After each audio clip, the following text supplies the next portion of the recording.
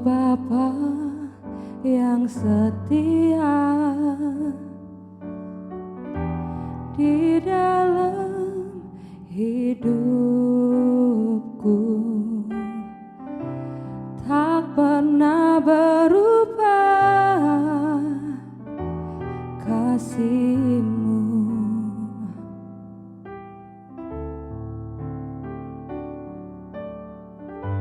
Walau lewati lembah yang kelam, Kau selalu ada. Kau setia, janji-Mu nyata di sepanjang hidupku. Ku percaya Kau bekerja dalam karya yang sempurna. Hidupku aman dalam rencana-Mu.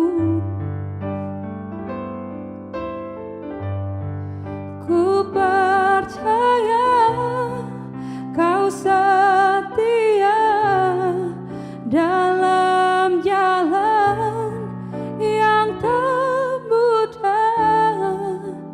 Ke dalam tangan-Mu ku serahkan hidupku.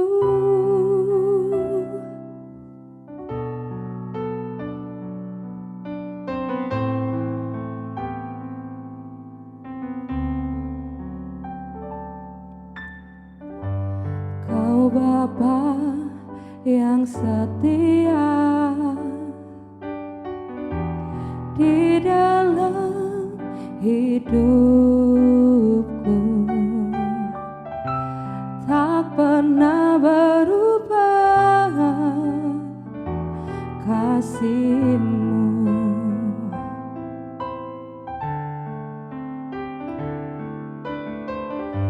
Walau lewati lembah yang kelam, Kau selalu ada. Kau setia, janji-Mu nyata di sepanjang hidupku. Ku percaya Kau bekerja dalam karya yang sempurna. Hidupku aman dalam rencana-Mu.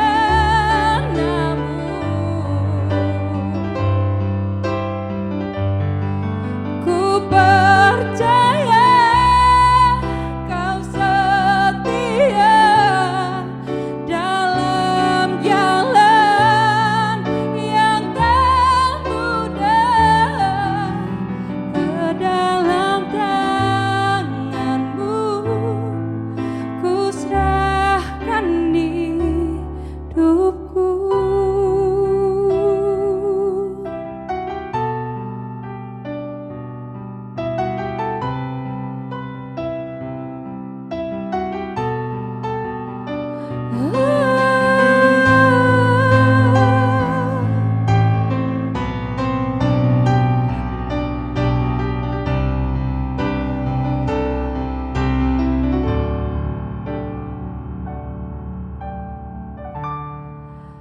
Ku percaya Kau bekerja dalam karya yang sempurna. Hidupku aman dalam rencana-Mu. Ku percaya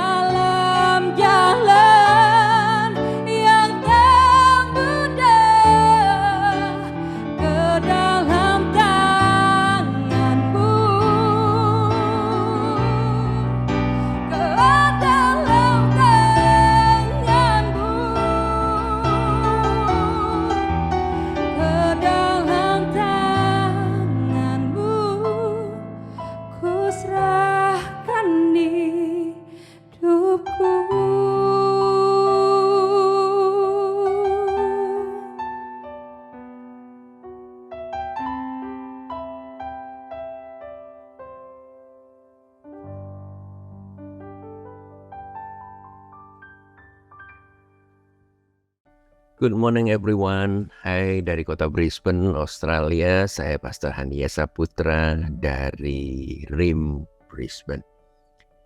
Nah, banyak kali kita mendengarkan di dalam khotbah maupun pembacaan firman Tuhan, terutama di Perjanjian Baru, bahwa kita orang Kristen harus hidup dengan iman. Kita berjalan dengan iman, kita bertindak dengan iman, dan segalanya ya di dalam iman. Nah, di dalam iman ini bukan berarti saudara harus menganulir realita kehidupan keseharian kita. Itu penting untuk saudara camkan. Ya, kita sebagai umat beriman bukanlah umat yang ataupun orang-orang yang bermain bola, yang menggiring bola, kemudian mengoperkan bola ke kiri, ke kanan, ke teman-teman kita. Tetapi kita tidak pernah ya mencetak gol.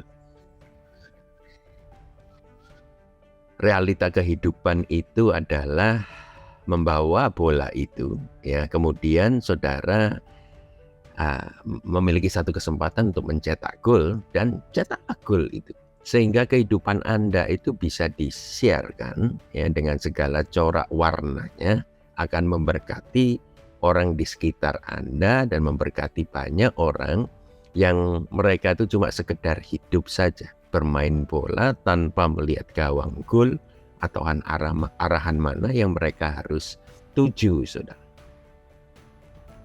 Nah, tiada seorang pun yang tidak mau untuk tidak berubah. Semuanya ingin mengalami perubahan. Semua ingin mengalami perubahan yang positif, ya. Tetapi pengalaman dan pengamatan membuat kita ataupun membuat mereka takut mengalami perubahan. Oleh karena itu, hobi yang paling nomor satu di atas muka bumi ini adalah stuck in the same place. Kita ini bisa berpuluh-puluh tahun di tempat yang sama. Nah, saya anjurkan pada pagi hari ini satu-satunya perubahan yang signifikan dan sungguh membuat hidup Anda itu akan berarti adalah hidup untuk Kristus. Ya, hidup untuk Kristus. Saya ingin bacakan kepada saudara 2 Korintus pasal yang kelima. 2 Korintus pasal yang kelima ayat 14-15. Jelas sekali di sana, saudara. Dikatakan begini. Sebab kasih Kristus telah menguasai kami. Karena kami telah mengerti jika satu orang sudah mati untuk semua orang, maka mereka semua sudah mati. Dan Kristus telah mati untuk semua orang supaya mereka yang hidup tidak lagi hidup untuk dirinya sendiri, tetapi untuk Dia yang telah mati dan telah dibangkitkan untuk mereka. Nah, 2 Korintus pasal yang kelima ayat yang tadi saya baru bacakan itu menjelaskan bagaimana realita iman percaya kita. Jikalau Anda percaya, maka ada kuasa yang membangkitkan apa yang telah mati dalam kehidupan Anda, dalam keinginan Anda, dalam mimpi Anda, dan juga membangkitkan masa depan Anda. Nah, Kristus telah mati bagi kita semua. Masihkah ada kesempatan bagi orang-orang yang sekarang bertindak kejam dan bengis itu? Tentunya Kristus sudah mati juga untuk mereka. Mati bagi kuasa dosa, dan hanya orang mati yang tidak melakukan dosa lagi. Jadi kita bukan tobat kumat lagi, melainkan sekali kita bertobat, kita berhenti berbuat dosa. Karena ada Roh Kudus, kuasa itu untuk tidak berbuat dosa bersama dengan kita. Nah, kita menerima Kristus. Pada waktu kita menerima Kristus, hidup kita ini bukan lagi untuk dosa. Sebab pada waktu kita terima Kristus, hidup kita sudah dibeli dan harganya lunas. Oleh karena itu kita berganti tuan di dalam hidup ini. Roma 13:14 mengatakan begini, tetapi kenakanlah Tuhan Yesus Kristus sebagai pelengkapan senjata terang, dan janganlah merawat tubuhmu untuk memuaskan keinginanmu. Hidup baru sudah diberikan kepada setiap orang yang benar-benar percaya kepada Kristus. Ya. The authority and power and the status. Itu kenyataan kita. Kita harus mengenakan Kristus. Seperti mengenakan baju saja. Saya kok teringat akan satu movie, satu film yang berjudul The Prince and the Pauper. Ya, pangeran dan pengemis. Dua anak kembar dipisahkan.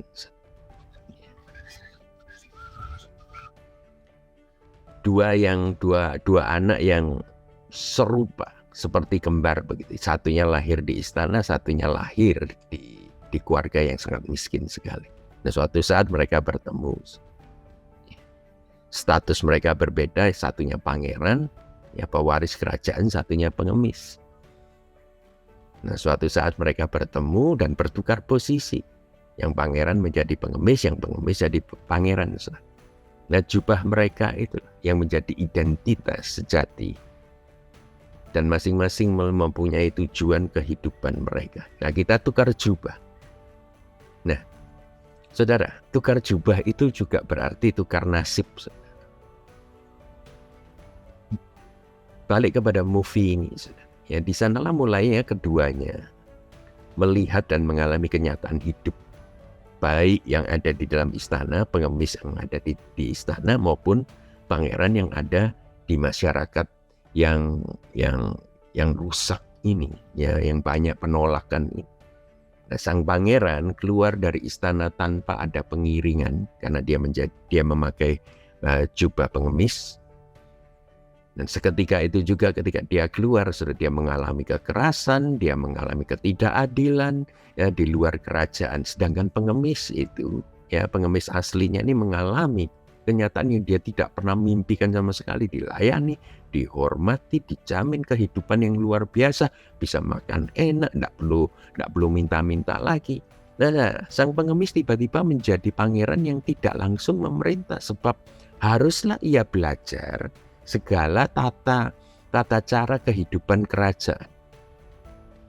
Wahai, karena anak ini, ya pengemis aslinya ini memiliki mentalitas pengemis. Maka dia hanya bersembunyi di kamar karena takut ketahuan bahwa dia ini palsu. Sedangkan sang pangeran mengalami, ya keluar istana mengalami dunia yang realita itu, yang jahat itu, dilecehkan, disakiti, disalahgunakan. Tidak ada seorang pun yang percaya bahwa dia ini adalah pangeran yang asli. Nah, sang pengemis tidak bisa berfungsi sebagai pangeran.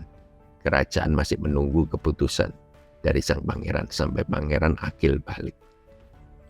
Dan sementara itu dunia makin merajalela dengan kejahatan dan kekacauannya. Saudara, dunia yang saya hidupi ini penuh dengan kekacauan dan kejahatan. Roma 8:19 mengatakan begini, sebab dengan sangat rindu seluruh makhluk termasuk binatang itu menantikan saat anak-anak Allah dinyatakan. Kisah daripada The Prince and the Pauper dari tulisan Mark Twain ini indah sekali. Ketika sang pengemis mulai bangkit dan menyadari bahwa dia diharapkan sebagai agen perubahan, mulailah dia belajar tata kerajaan. Tetapi dia masih tidak tahu bagaimana menggunakan kuasanya dan malu juga untuk bertanya. Suatu saat keduanya bertemu kembali. Sang pangeran asli menunjukkan tongkat meterainya. Yang ada di tangan sang pengemis adalah otoritas kerajaan. Galatia 4 ayat 9 mengatakan demikian. Tetapi sekarang sesudah kamu mengenal Allah. Tetapi sekarang setelah kamu mengenal Allah, atau lebih baik sesudah kamu dikenal Allah, bagaimanakah kamu bisa berbalik lagi kepada roh-roh dunia yang lemah dan miskin, dan mulai memperhambakan diri lagi kepadanya. Camkan, saudara adalah pangeran dan putri raja. Jangan sekali-kali memperhambakan diri lagi kepada roh-roh miskin, roh-roh najis yang ada di atas muka bumi. Anda dan saya adalah pewaris kerajaan. Mengapa Anda mau terseret arus deras untuk mencari pertolongan dunia? Dan malahan saudara lari daripada sumber sejati untuk menerima kehidupan. Allah adalah realita yang sejati, saudara. Allah adalah realita untuk orang beriman. Jangan jadi miskin dikarenakan perbuatan yang rendah yang seharusnya sudah ditinggalkan lama. Anda berjumpakan Kristus. Masihkah Anda memiliki mental pengemis? Tidak senang orang lain diberkati? Iri hati kah? Dengkikah saudara? Jealouskah saudara? Saya rasa hari ini adalah hari yang tepat untuk meninggalkan jubah kemiskinan. Saudara memiliki Roh Kudus. Saudara memiliki benar-benar sumber daripada kehidupan itu sendiri. Dan nikmati realita keseharian. Saudara adalah pangeran dan putri raja. Tuhan memberkati saudara. Dan kata artikel ini, video klip ini memberkati saudara. Biarlah saudara like, share, maupun subscribe dari YouTube channel saya. Tuhan memberkati Anda.